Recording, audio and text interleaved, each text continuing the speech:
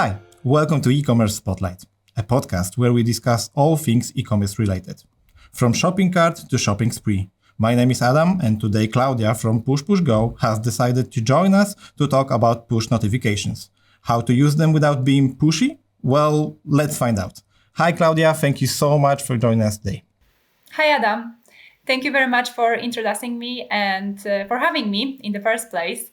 As you said, I work in PushPushGo, which is a young company from Krakow, founded in 2017. We work in the field of web and mobile push notifications. We collaborate both with Polish and foreign brands. And my role in that company is key account manager. I work in a customer success team, and my core responsibility is to help our current and new customers develop a web push and mobile push strategy best for their businesses. Okay, thank you so much for coming today, as I said, and for your introduction. So moving on to today's topic. When we want to engage our customers, maybe you want to get to know them better or boost our sales temporarily around some sales action, we got plenty of options to choose from on basis how to communicate with them. We got email, we got SMS marketing. Why should we consider push notifications, first of all? All right, so all of those communication channels that you have mentioned serve different purposes. So we got SMS and emails. We can use them for many things, but I would say they are most likely to used to notify our customers about new offers, new content on the website, and to do the authentication process, right? When you are opening an account, or you have to confirm your email address or phone number, right? Then we have web push notifications and web push notifications and mobile push notifications. And these are, I would say, very different from SMS and mobile, SMS and email, because they do not use any personal contact information in order to reach to the person that we are trying to reach, right? We can use it for many purposes as well. We have new offers, new content. We can do it also like to notify our user about the new state of the process that he is taking part in. So for example, like you ordered something online and you are waiting for your delivery, then you get notified by a transactional notification. So there is many ways that we can use them.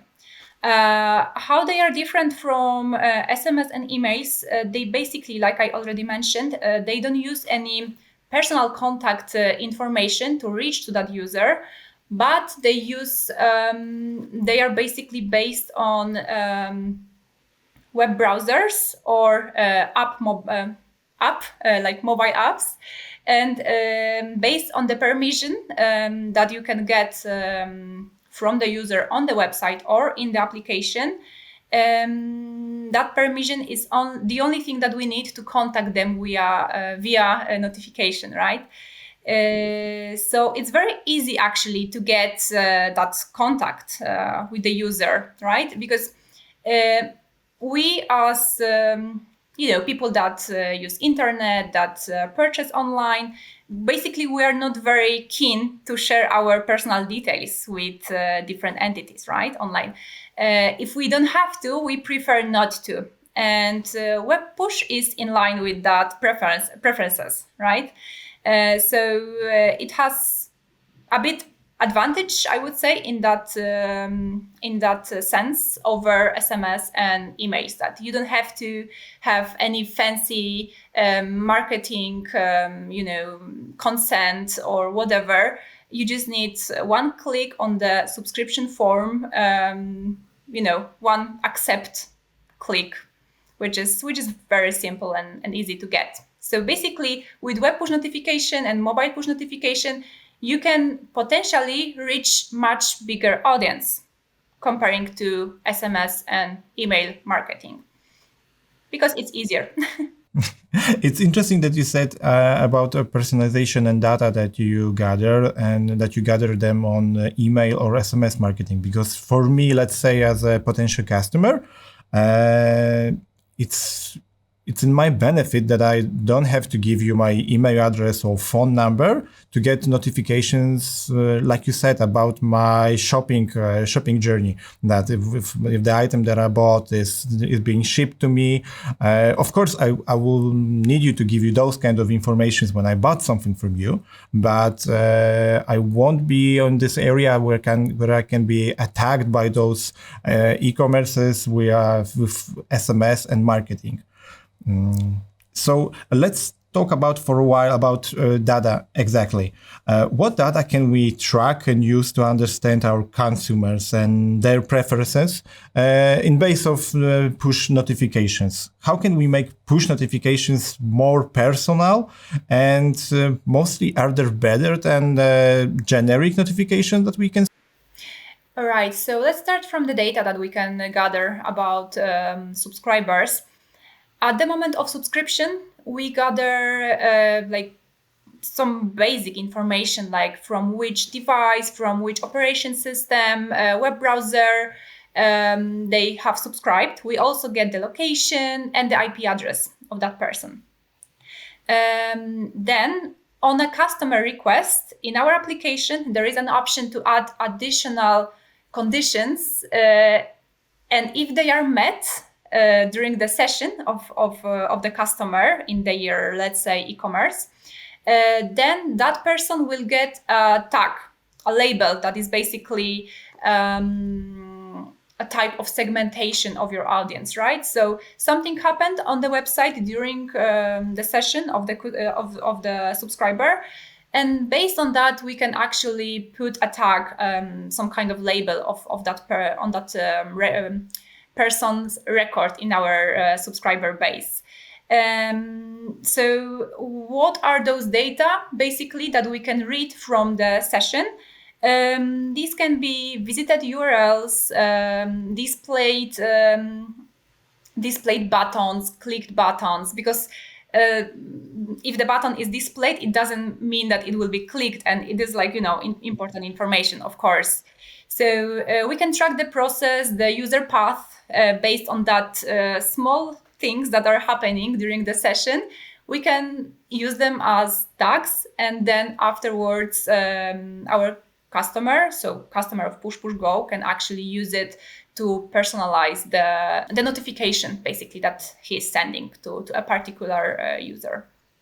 So I'm guessing that's similar to email marketing optimization and automatization. That if the user done something by a page, then we send him this kind of email message, and it won't be converted into, not converted, but it will be a push notification on his mobile app on website. Yeah, exactly. Okay, great. So we talk about how to use them in terms of push notifications, but when it's relevant to use them, of course. And I'm assuming that we don't want to send notifications to our customers every single time and every single tiny reason happened on the website, on their journey, that he or she will get a new notification that, look at this, something happened, look at this, something happened. Because I'm guessing that's a straight way to get too pushy, as we said on the title of this episode.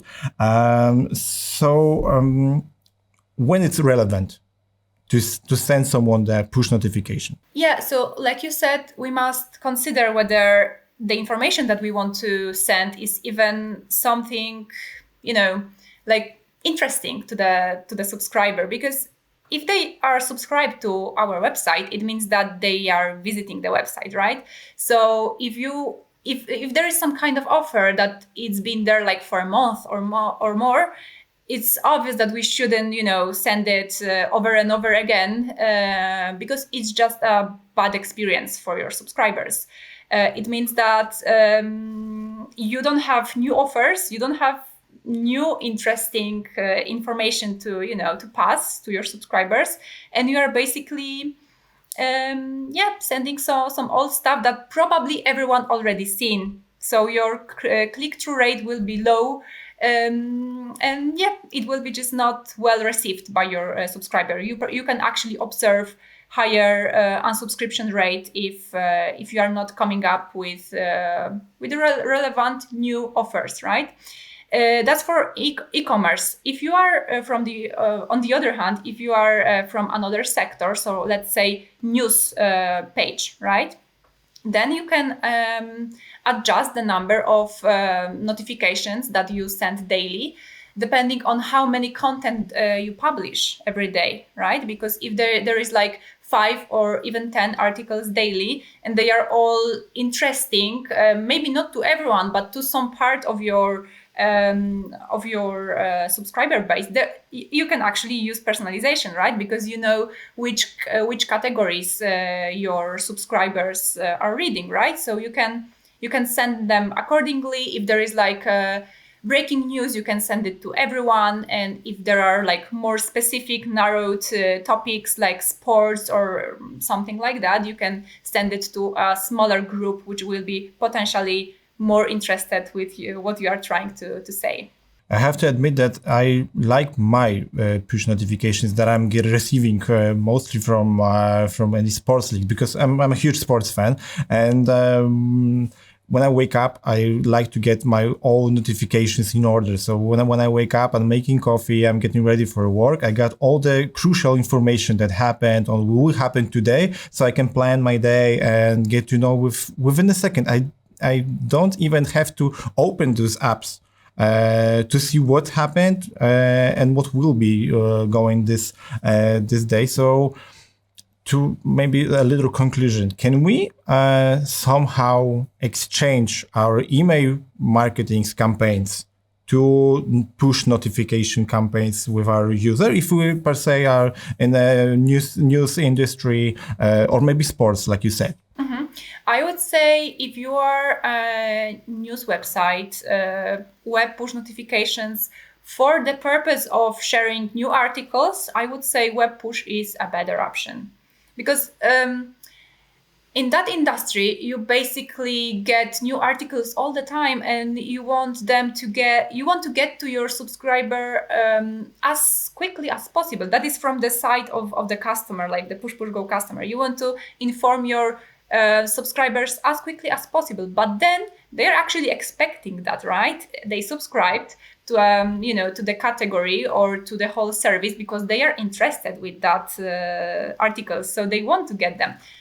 You gave the best example, actually, yourself reading, drinking your morning coffee. This is what they want, like subscribers, they are waiting for that. And I feel like to get the summary of articles in like web push notification center, it's much better. It's like even easier to to look through them, right? Because you just swipe and you get to see like a little bit of content. You can to actually categorize it yourself if it's something that you would like to read more about. It's so convenient and easy, I would say, right? Yes, because and one question that comes to my mind: if I'm seeing this notification and I said that this happened in a short brief, and I just swipe those informations, will it be seen as an bounce? Because in SEO, for example, we see in this as a bounce rate. When can we actually see if someone was interested in those short brief information? And when someone just swipe it off and is an interaction of I don't want to see it, because I understand that if I click on this notification, I will go to a full article, and it's, for example, in a blog post, that's what we want, to click and to read the whole blog post. But when we have this brief notification, and I was like, okay, that was really helpful for me, but I don't have time for now, and I swiped this. Is it seen as something bad? Can you somehow analytics those kind of information? How long was I looking at this notification? All right, so basically what we can track is actually the delivery rate. And by saying delivery rate, I mean all the notifications that have been displayed on your device. So they go to your device and they're being sent to your device, and then you have them in like this summary or whatever. So they are delivered. It means that you have seen them potentially, right? Then you said about you are asking about swiping. If you are like archivizing them to look at them later, we don't get that statistics. We don't know if you like archivize it to read later or whatever. But regarding the bounce rate, if you click and you are being redirected to the website and then immediately close it, that's a bounce, right? So it will be shown in your Google Analytics as a bounce. And it means that it was not intentional, or user was, trying to do something else, something in that sense. And then, of course, we get the click rate, which is calculated like apart from the bounce. So, those sessions that actually count, which are, more than a few seconds, then we count it as clicks. Okay. And we talk about notification frequency. Does sending a higher number of notifications, let's say per day, lead us to a high uninstall rate? Is there some kind of, I don't know, magic number that we should stick to it by our industry that we are? Or in other words, how many notifications will be too many? Okay, so let's start how we can anticipate the number. What would be correct? First of all, like you said, it depends on the industry. The number which is seen as all right, as correct for a news website, it can be 10 or more per day. It's like still okay, right? Because this content is always new. These are new articles, and you get to read something potentially that is within your interest, right? So they can send much more notifications than e-commerces, let's say. Okay, for e-commerce, we have best practice like between 4 to 8 notifications per month.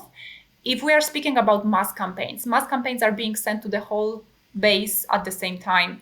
Of course, if you run like an outlet shop and you have great deals all the time, of course you can send more notifications because you have a reason for that. It can be 16 or more mass campaigns to everyone during the month, and it will your project will be fine. Your subscriptions will not suffer. It will be, your subscriber base will be growing, so that's fine. What you should actually consider when, let's say, you are a news website and you actually want to test how far you can go with the number of notifications.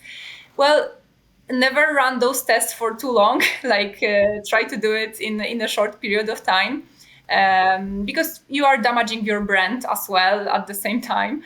But what you should look for when you are doing such tests is the actually unsubscription rate. So if your subscriber base starts to decrease instead of growing over time, it means that you are definitely overboard with the number of notifications. So it's like very strong indication of you are doing too many of those, that you should reconsider your strategy. So first thing to do in that kind of scenario is, like I think right now, to stop sending them right away, to reevaluate our strategy and to, I don't know, maybe prepare a new strategy. If I'm seeing that my subscription rates are dropping down and people are more willing to uninstall whatever is an app or is a notification on a website, that would stop those campaign and start over with a new one. But coming back a little for the industries that we can use them, because we said that in the news industry we are more freely to send the more bigger amount of notifications per day, let's say per day per one user. With e-commerce industry, it will be harder to gain those trust on that level that will allow us to send that high amount of notifications. But what about our content campaigns? Like if we are an e-commerce and users are buying, let's say, items from us, it's like, let's say it is a pretty basic e-commerce. Can we use web notifications, push notifications for new blog posts coming out, or this kind of engaging customer? Like could it be more than just notification in e-commerce wise? Can it be more than just informing our customers about your shipping is delivered, or we're packing it right now? Yeah, of course, depending on the e-commerce that you have. If you also have a blog which actually help you to understand what you should buy and how, of course, it is very relevant, right? It is basically building this strong foundation with your subscribers. You are building this relationship. So I would definitely recommend sending like content notifications if you are e-commerce and you have a blog, which is basically a great complementary, content to what you are selling. Great. So we know that if we are too pushy with our notifications, we may lose our customers, because I'm thinking that it's not only that we lose subscriptions, we also will lose customers, because let's say one subscription for us, it should be seen as a one potential consumer. But can we somehow win them back? Or when someone decided to opt out, they are lost for us. Is there some kind of way of getting those customers back to us? Well, it depends, because it might be a case that our web push subscribers are also in our other channels. Like we have maybe contact to them by we can contact them by email or by SMS. So if we like anticipate there will be a fracture of those subscribers that used to be our web push subscribers, but they are not anymore, we can try to convince them to get back if we inform them via other channels that there are exclusive offers only for web push subscribers, because it is a great reasoning, right? If there is something exclusive only for web push, then it's a good idea to subscribe back. We can use for that purpose also social media and the website itself, application itself, like some banner or whatever. Like if you are not yet subscribed, you can, and you will get some great offers that you cannot get anywhere else. So I just wanted to say that you can treat it like a VIP club or something like that. So it can work. So the key here, as I'm seeing, is to put a value to those notifications, because I don't know, it's my opinion that notifications may be not seen as something as useful as they can be for every customer that are on our website. So putting a value on those notifications will be a key, and we should treat them also as a newsletter subscribers and social media followers, that we can win them back also with those campaigns.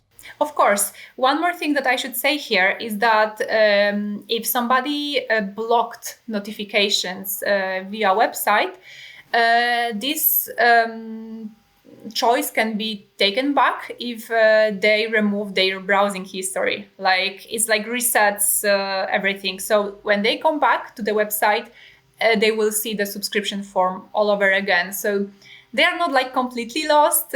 Also, if they change the device that they are subscribed from, like we change our mobile phones like every 2-3 years, let's say.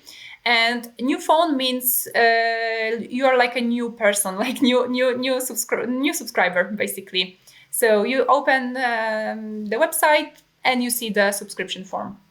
So we are here based on our devices, not on our personal information, like you said, on our emails, accounts. Let's say that with new device, mobile phones or computers, we are a potentially new customer to Yes. new Yeah. I target. mean, it's still the same person, right? If that person was used to subscribe, then it's subscribing from another device. But if they were blocked on, on the previous device, there is a potential chance that they will actually subscribe when they see the notification subscription form. So for us, it's a good information that they are not lost cause for us. We can win them back actually, and we should treat them as someone who decided to opt out.